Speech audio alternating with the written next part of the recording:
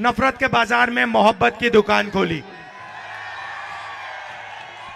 क्योंकि ये नफरत का देश नहीं है, ये भाईचारे का, मोहब्बत का देश है, एकता का देश है, इज्जत का देश है।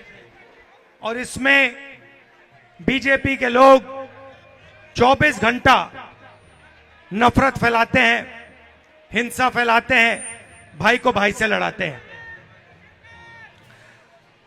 तो पहली यात्रा का यह लक्ष्य था। बहुत सारे लोग आए,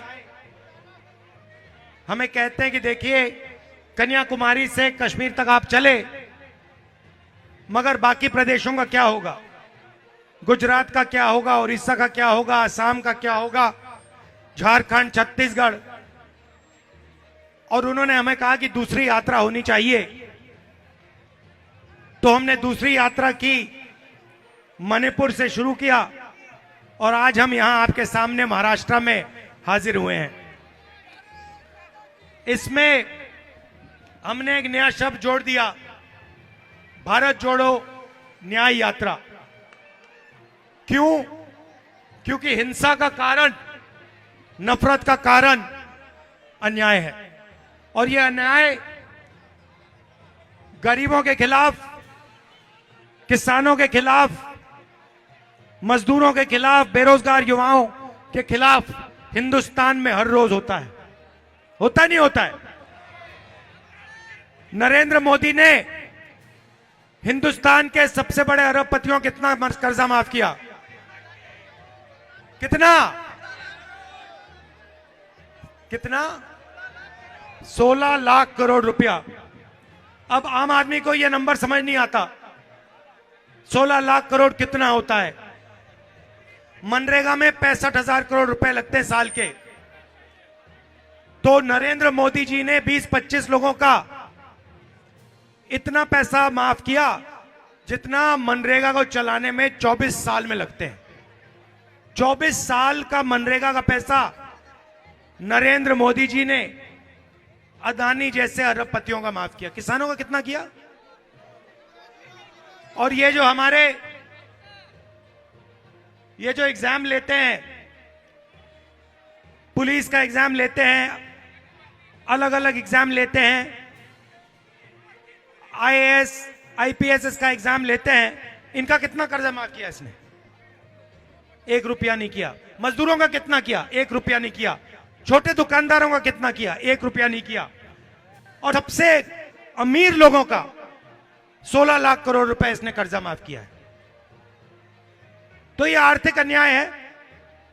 हिंदुस्तान में 22 लोग हैं, 22 लोग जिनके पास उतना ही धन है जितना हिंदुस्तान के 70 करोड़ लोगों के पास है। एक तरफ 22 लोग, दूसरी तरफ 70 करोड़ लोगों को खड़ा कर दो।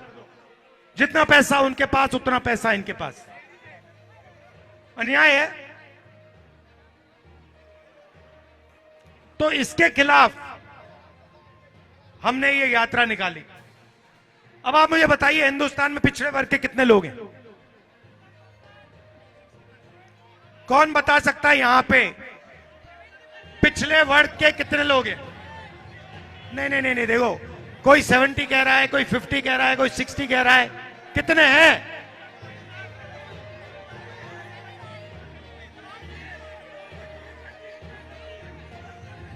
अभी आप शांत हो जाएंगे तो पुलिस भर्ती की बात होगी। अभी शांत हो जाइए, डिस्टर्ब मत करिए भाइयों। तो मेरा सवाल है, थोड़ा शांत हो जाए तो मजा आएगा, है ना? भाई सुन ले, शांत हो जाओ। आप भाषण देना चाहते हो? आओ आज। तो शांत हो जाओ, शांत हो जाओ, डिस्टर्ब क्यों कर रहे हो? तो पिछड़े वर्ग के कितने हैं? कोई नहीं बता सकता।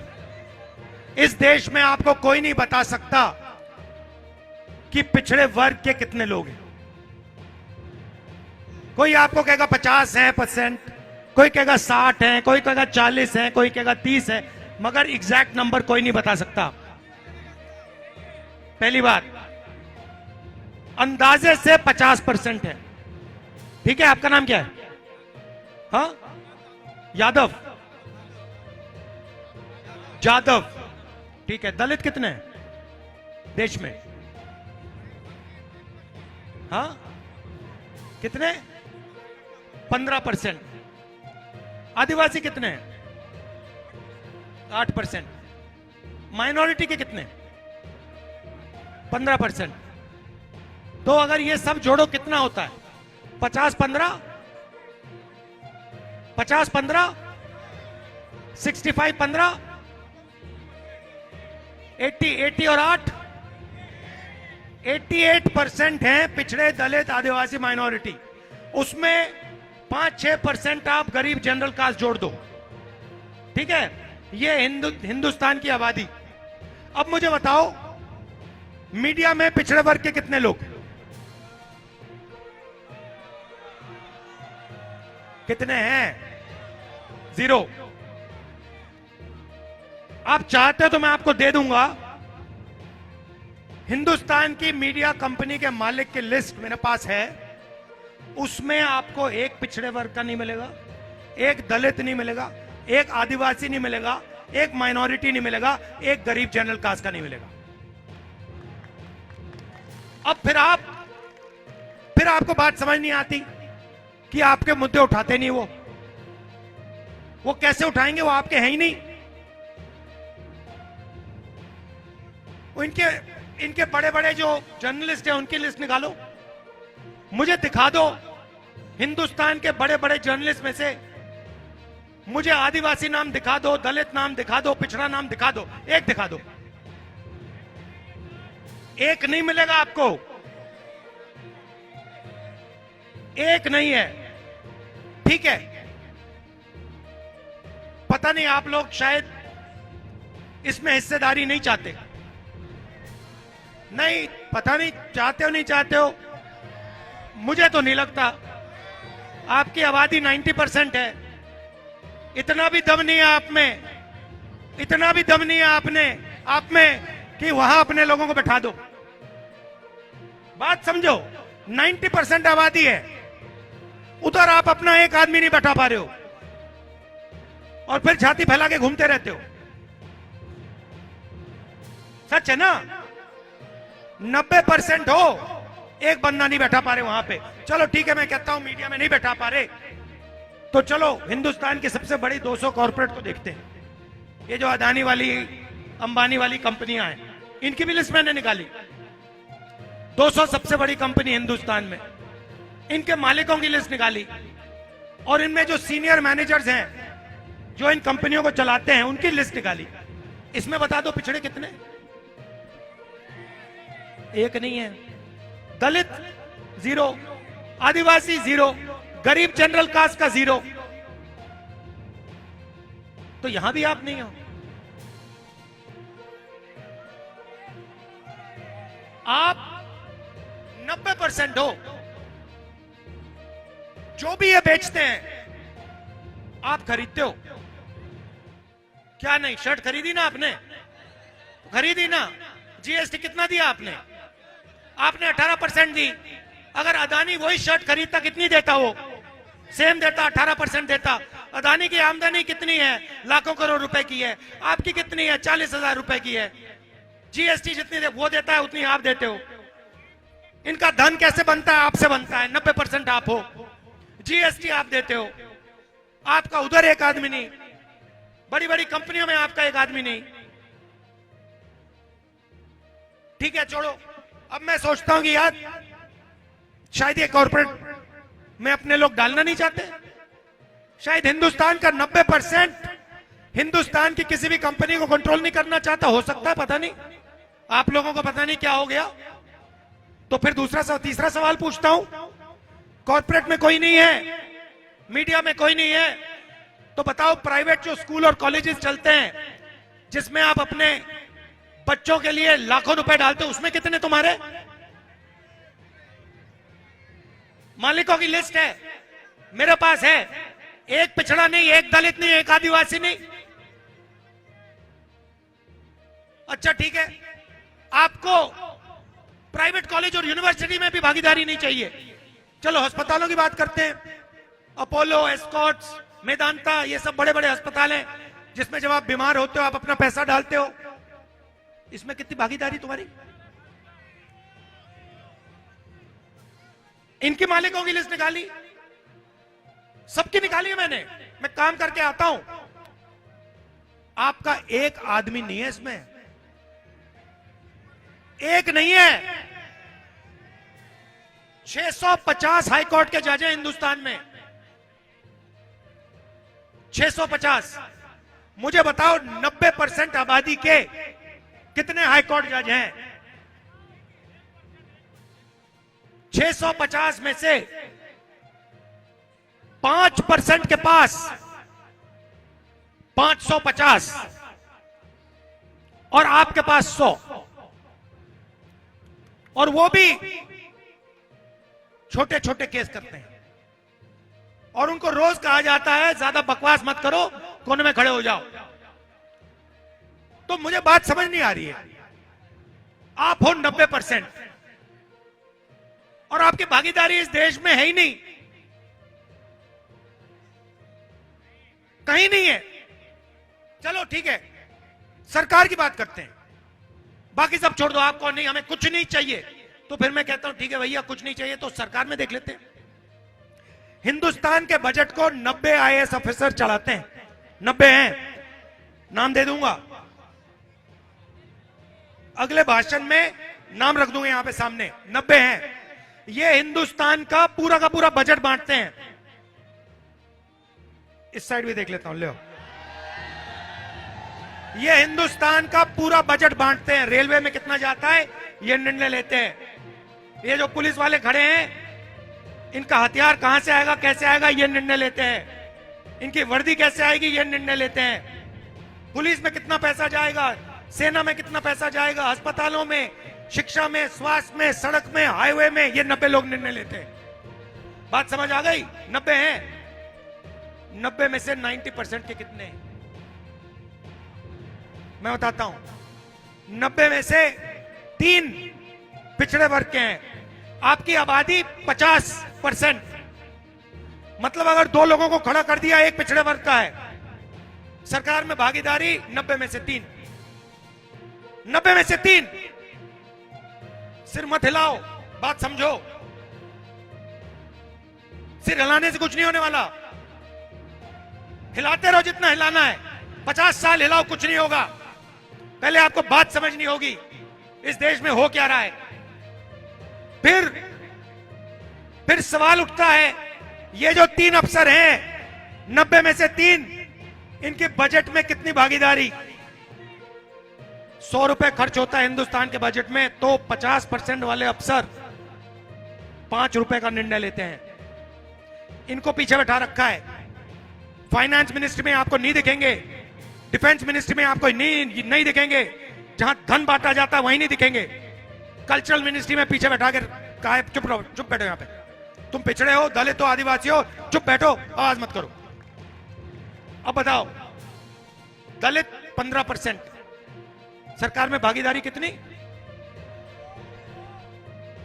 100 रुपए में से 1 रुपया। आदिवासी 8%, उनकी भागीदारी कितनी?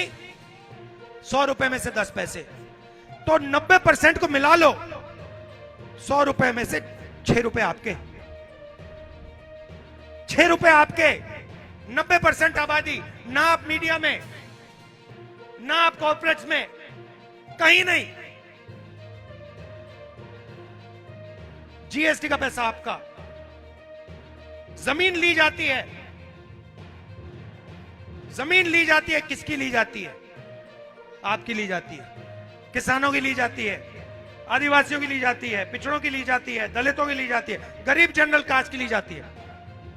कभी आपने अदानी जी की जमीन अक्वायर करते हुए देखी है? कभी देखा कि भैया अदानी जी के 1000 एकड़ अक्वायर हो गए? कभी देखा आपने? तो आप सब देते हो, आप अपनी जमीन देते हो, अपना धन देते हो, और फिर भागीदारी में आपकी कुछ नहीं चलती। राम मंदिर का इनॉग्रेशन तो देखा होगा आपने, देखा ना? आपकी राष्ट्रपति का कौन से वर्ग की है वो? आदिवासी है ना? राम मंदिर में उनका चेहरा दिखा आपको? क्यों नहीं? राष्ट्रपति हैं, अंदर क्यों नहीं जाने दिया? फॉर्मूला नहीं बनाया, आदिवासी है इसलिए अंदर नहीं जाने दिया, सीधी सी बात है। उन्हें वो बीजेपी वाले वनवासी कहते हैं, मतलब उनकी जगह जंगल में है। राष्ट्रपति आदिवासी है, उसको अंदर नहीं जाने दिया। मुझे बताओ, गरीब किसान आपको कितने दिखे उसमें? मुझे बताओ, बेरोजगार युवा कितने दिखे, मजदूर कितने दिखे उसमें? एक नहीं। अदानी दिखा, पूरा बॉलीवुड दिखा, क्रिकेट की टीम दिखी, दूसरे देश के गेस्ट दिखे, सब दिखे, मगर पिछड़ा नहीं दिखा कोई। गरीब दलित नहीं दिखा, आदिवासी नहीं दिखा, किसान नहीं दिखा, मजदूर नहीं दिखा, बेरोजगार युवा नहीं दिखा। आपकी कहीं जगह नहीं है, कहीं जगह नहीं है आपकी। मैं आपको बता रहा हूं, आपकी इस देश में कहीं जगह नहीं है। और मुझे बात समझ नहीं आ रही, आप लोग कुछ कर क्यों नहीं रहे हो? पता नहीं क्या बीमारी लग गई है आपको, आप कुछ नहीं कर रहे, आप देखते जा रहे हो। 24 घंटा आपका जेब काटा जा रहा है। देखो भैया, जरा भैया ऊपर आना जरा, मैं आपको दिखाता हूं। आ जाओ, आ जाओ, ऊपर आ जाओ, आप आ जाओ, जो आ जाओ। ये देखो भैया, ये देखो, ये है। अब ये हिंदुस्तान की जनता है, ठीक है? अगर इसका आपको जेब काटना है, सबसे पहले क्या करना पड़ेगा? ध्यान भटकाना पड़ेगा ना। भैया देखो बिल्डिंग की ओर देखो, ऊपर। ओ भैया देखो उधर, देखो वो, देखो क्या हो रहा है। ओ भैया देखो कौवा, देखो वहां पे बैठा है कौवा, उधर देखो भैया, उधर देखो भैया, भैया देखो, भैया देखो वो समुद्र के नीचे देखो मोदी जी बैठे हैं। ओ भैया ऊपर देखो, सी प्लेन में जा रहे हैं, देखो उधर। ओ भैया उधर पाकिस्तान की ओर देखो जरा। ओ भैया चाइना की ओर देखो जरा। ओ भैया कोविड आया, वही थाली बजा। तो पहला काम आपके प्रधानमंत्री कर रहे हैं, पिछड़ों का, दलितों का, आदिवासियों का, गरीबों का ध्यान इधर उधर कर रहे हैं, पहला काम। दूसरा काम भैया घूमना जरा। दूसरा काम अदानी कर रहा है, यहां से जेब काट रहा है। और तीसरे साइड पे अमित शाह जी खड़े डंडा लिए, कहते हैं भैया किसी ने कुछ किया मारूंगा उठा के। CBI, ED, income tax department, ये आपके देश के साथ हो रहा है। और चोरी किसकी हो रही है? आपकी हो रही है। ये जो आए हैं बेचारे पुलिस जॉब वाले, बैठ जाइए बैठ जाइए, ये पुलिस जॉब वाले आए हैं। पहले भैया पिछड़ों का, दलितों का, गरीब जनरल कास्ट का, आदिवासियों का, माइनॉरिटी का क्या कौन से रास्ते थे बताओ? ये तो आपके लिए बंद है। मीडिया बंद, कॉर्पोरेट बंद, प्राइवेट अस्पताल बंद, प्राइवेट कॉलेजेस बंद, तो रास्ते खुले कौन से थे बताओ? सरकारी नौकरियां खुली थी, इसमें आप लोग जा सकते थे। सेना खुली थी, उसमें आप लोग जा सकते थे। पुलिस की भर्ती होती थी, उसमें आप जा सकते थे, ठीक है? अब नया सिस्टम है। सबसे पहले आर्मी वाला बंद कर दिया, कहते हैं भैया आर्मी में अग्निवीर बनेंगे, 4 लड़के अंदर आएंगे, 3 को लात मार के बाहर कर दिया जाएगा। वो 3 पता है कौन होंगे? कौन होंगे पता है? वो 3 90% वाले होंगे, दलित, आदिवासी, पिछड़े, गरीब, जनरल कास्ट के लोग होंगे। उनसे कहेंगे भैया 3 साल 4 साल यहां काम करो, बाहर निकलो। गोली लगेगी, शहीद का दर्जा नहीं मिलेगा, पेंशन नहीं मिलेगी, कैंटीन नहीं मिलेगी। कैंटीन पेंशन किसको मिलेगी? वो एक बंदे को मिलेगी। तो आर्मी वाला रास्ता बंद, पब्लिक सेक्टर वाला रास्ता बंद, सारा का सारा प्राइवेटाइज कर दिया। बीएचईएल, एचईएल, ये सारी जो संस्थाएं हैं, रेलवे, ये एक के बाद एक प्राइवेटाइज हो रही हैं, वो रास्ता बंद हो गया। अब ये नया तरीका निकाला है। अब आपसे कहते हैं भैया एक काम करो, पुलिस की भर्ती है, पुलिस की भर्ती है, एग्जाम लो। आप क्या करते हो? उन्हीं 2-3% के जो ट्यूटर होते हैं, उनके ट्यूशन का चलता है पूरा, एग्जाम लेने के लिए आप उनको पैसा देते हो, कोचिंग करते हो, आईएएस की कोचिंग करते हो, आईपीएस की कोचिंग करते हो, ये सब कोचिंग करते हो। फिर एग्जाम का टाइम आता है, सुबह आप एग्जाम लेने जाते हो, आपके सामने वही 1% वाला अपने मोबाइल फोन पे आपके बेटे को पेपर दिखा देता है, कहता है देखो ये लो पेपर, तुमने मतलब यहां पे 3-4 साल काम किया है, हमें कोई फर्क नहीं पड़ता, तुम्हें मरना है मर लो, पेपर तो हमारे हाथ में, हमने खरीद लिया। तो पेपर लीक भी आपका दरवाजा बंद करने का तरीका है। फिर आपसे कहते हैं भैया देखो पेपर लीक हो गया, इस बार तो भर्ती नहीं होगी, भर्ती अगली बार होगी। तो आप मीडिया में नहीं, कॉर्पोरेट में नहीं, कहीं नहीं हो ना, तो हो कहां?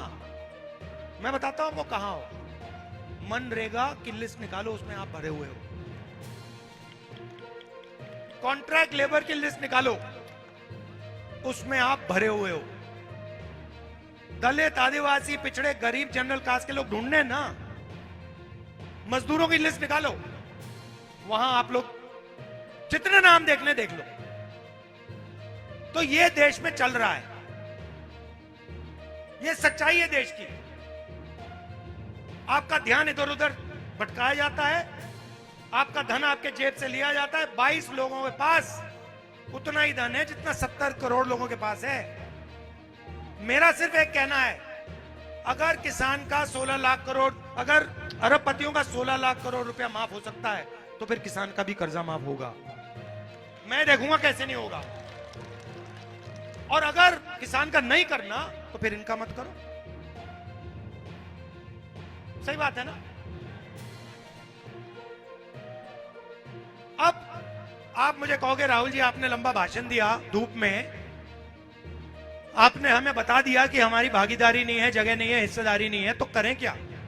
मैं आपको बताता हूं। कभी चोट लगती है, अस्पताल जाते हो तो क्या होता है? एक्सरे होता है ना। डॉक्टर कहता है भैया इधर आओ, एक्सरे करो। मैं वही कह रहा हूं, मैं कह रहा हूं कि जाति जनगणना कर लो, एक्सरे कर लो देश का।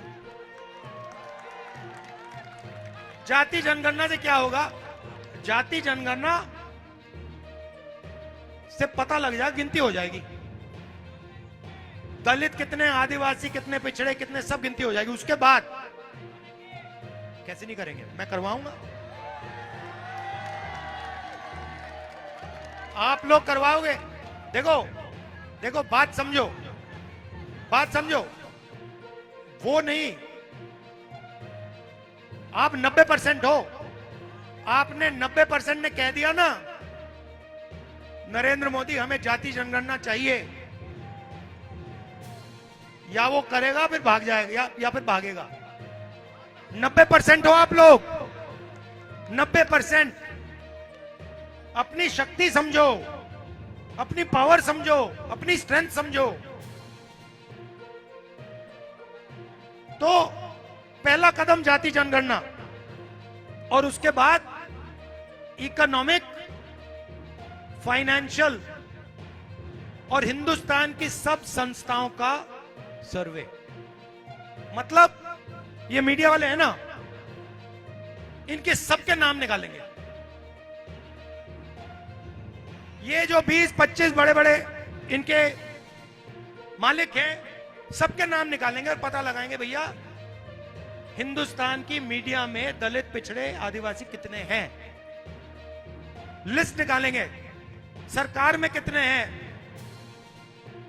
कॉर्पोरेट्स में कितने हैं, प्राइवेट अस्पतालों में कितनी हिस्सेदारी है, कॉलेजेस यूनिवर्सिटीज में कितनी हिस्सेदारी है, मैनेजमेंट में कितने हैं। ये हम डेटा का जमाना है ना, डेटा का जमाना है ना आजकल। कहते हैं डेटा डेटा, 24 घंटा डेटा की बात होती है ना। तो हम आप सबके सामने गरीबों का डेटा रखना चाहते हैं। ये देखो हिंदुस्तान के गरीबों का डेटा, इसको देख लो अच्छी तरह। उसके बाद सच्ची राजनीति शुरू होगी। उसके बाद आप लोगों को बात समझ आएगी कि भैया हम हैं 90% और देश में हम कहीं भी नहीं है। तो ये जाति जनगणना ऐतिहासिक क्रांतिकारी कदम है। इसमें इसे हमने मैनिफेस्टो में लिख दिया है और इसके पीछे आप अपनी पूरी शक्ति लगाइए। पहला काम। दूसरा काम बेरोजगारी पे आ रहा हूं। मैनिफेस्टो में हमने कहा है, क्रांतिकारी चीज कही है, हिंदुस्तान कि सब गरीब महिलाओं को, चाहे वो कोई भी हो, खेती करे, मजदूरी करे, अगर वो गरीब है तो इंडिया गठबंधन की सरकार, कांग्रेस पार्टी की सरकार साल में उसे 1 लाख रुपए बैंक अकाउंट में दे देगी। साल में 1 लाख रुपए करोड़ों महिलाओं को। तो यह भी हमने अपने मैनिफेस्टो में लिखा है। और युवाओं से, जो आप बेरोजगारी के शिकार होते हो, 30 लाख सरकारी जो वैकेंसीज हैं उनको हम एकदम भर देंगे।